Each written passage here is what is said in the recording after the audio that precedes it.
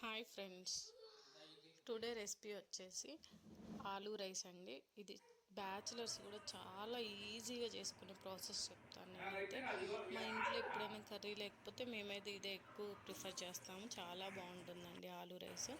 First aloo rice అనేది 2 టైప్స్లో చేసుకోవచ్చు. నేనైతే ఫస్ట్ ఆలూ పీసెస్ అనేది ఆయిల్లో డీప్ ఫ్రై చేసి ఇలా చేస్తానండి. ఇంకో ప్రాసెస్ ఏంటంటే నార్మల్గా చేసేయచ్చు. నేనైతే ఫస్ట్ ఈ ప్రాసెస్ చెప్తాను, వీలైతే ఆ ప్రాసెస్ కూడా పోస్ట్ చేస్తాను.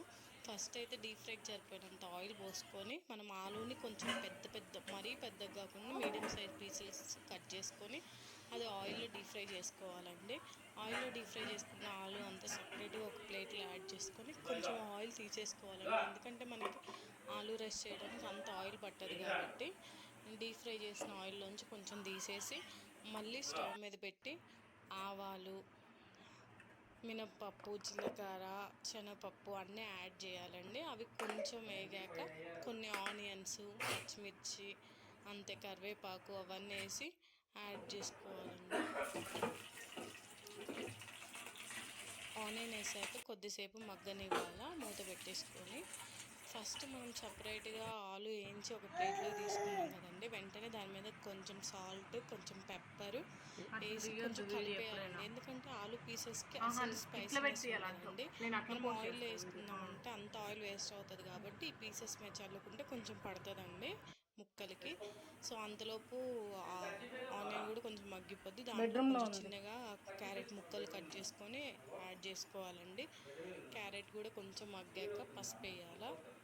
పసుపు వేసి ఒక 2 మినిట్స్ అలా మగ్గనివ్వాలండి. అన్నీ ఆనియన్, పచ్చిమిర్చి, క్యారెట్ అన్నీ పూర్తిగా మగ్గిపోతాయి.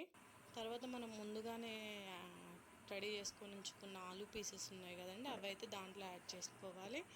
యాడ్ చేసుకున్న వెంటనే మనం ఎంత రైస్ అయితే వేద్దాం అనుకుంటున్నామో ఆలూ రైస్ తీసుకొని దాంట్లో యాడ్ చేసుకొని పైనుండి కారం, సాల్ట్, ధనియాల పొడి, మసాలా అన్నీ చల్లేసుకొని జస్ట్ ఒక 2 మినిట్స్ అట్లా వదిలిపెట్టేసుకొని ఫైనల్గా కొత్తిమీర చల్లేసి ఒక 2 మినిట్స్ మళ్ళీ ఫ్రై అయ్యాక ఆఫ్ చేసుకోవడమేనండి. అంతే అండి, చాలా ఈజీ ప్రాసెస్ అండి ఆలూ రైస్.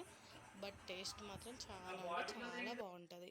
నార్మల్గా అయితే డీప్ ఫ్రై చేయకుండా చేస్తారండి ఆలు, సో కానీ అంత టేస్ట్ అనిపించదు. అది ఇలా చేసి చూడండి ఒకసారి, చాలా బాగుంటుంది.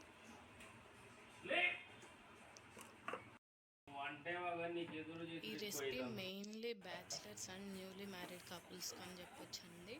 ఎందుకంటే కొత్తగా పెళ్ళైన వాళ్ళకు కుకింగ్ అనేది ఎక్కువ రాదు, అందులో వేరే ఐటమ్స్ కూడా తెలియదు. వాళ్ళు నార్మల్గా కర్రీసే చేస్తుంటారు కదా.